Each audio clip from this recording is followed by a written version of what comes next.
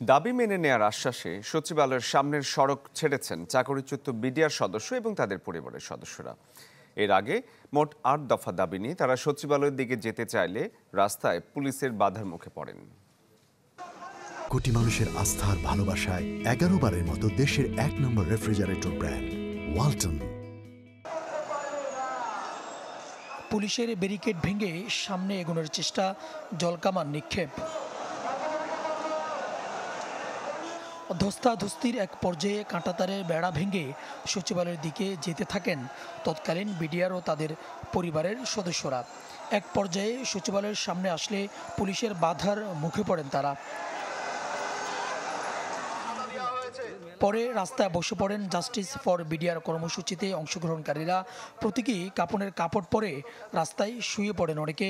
BDR সদস্য এবং তাদের স্বজনরা জানান, তৎকালীন চাকরিচ্যুত বিডিআর সদস্যদের চাকরিতে পুনর্বহাল, ক্ষতিপূরণ এবং রাষ্ট্রীয় সুযোগ সুবিধা নিশ্চিত করা, নিরপরাধ বিডিআর সদস্যদের মুক্তি, পিলখানা হত্যাকাণ্ডের মূল ষড়যন্ত্রকারীদের বিচার নিশ্চিত করা সহ ৮ দফা দাবি তাদের।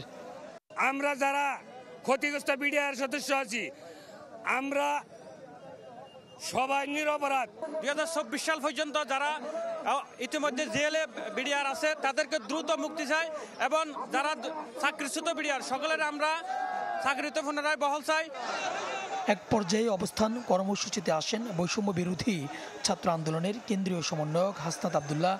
এক সপ্তাহের মধ্যে আইন ও স্বরাষ্ট্র মন্ত্রণালয়ের উপদেষ্টাদের সঙ্গে আলোচনার মাধ্যমে সমাধানের প্রস্তাব দেন তিনি।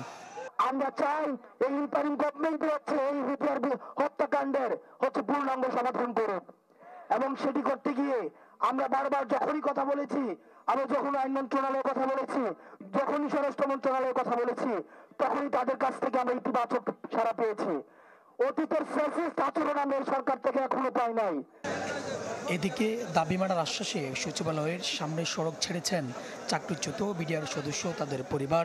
সোমবার স্বরাষ্ট্র উপদেষ্টার সাথে বৈঠকের পর পরবর্তী সিদ্ধান্তের কথা জানান তারা।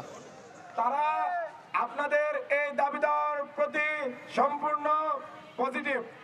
সুলতান মাহমুদ আরিফ, চ্যানেল 24, ঢাকা।